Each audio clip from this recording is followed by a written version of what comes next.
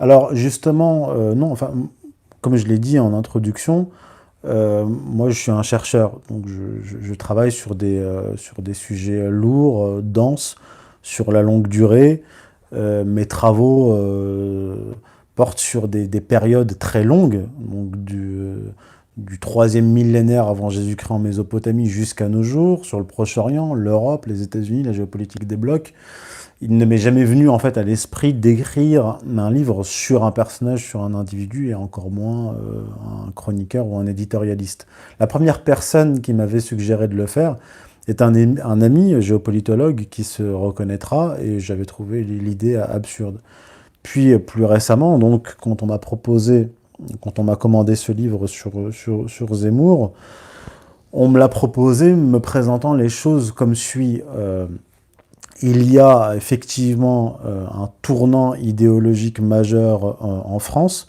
Éric Zemmour n'est plus seulement un éditorialiste et un chroniqueur, mais il est devenu le porte-parole d'un courant idéologique et politique que je connais bien pour l'avoir étudié, à savoir le mouvement néoconservateur pro-israélien.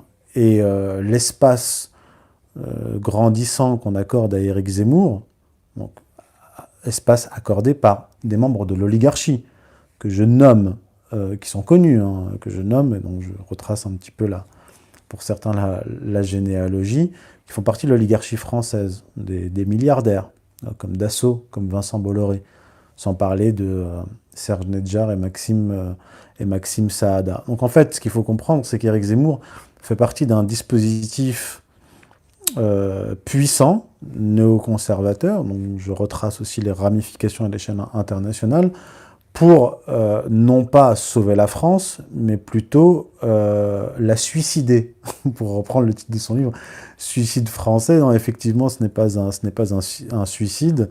Je montre dans l'ouvrage que c'est un assassinat sur le long cours, et que Éric Zemmour, loin d'apporter des solutions, est en train d'achever, ceux qui sont derrière lui notamment, est en train d'achever ce processus de destruction de la France.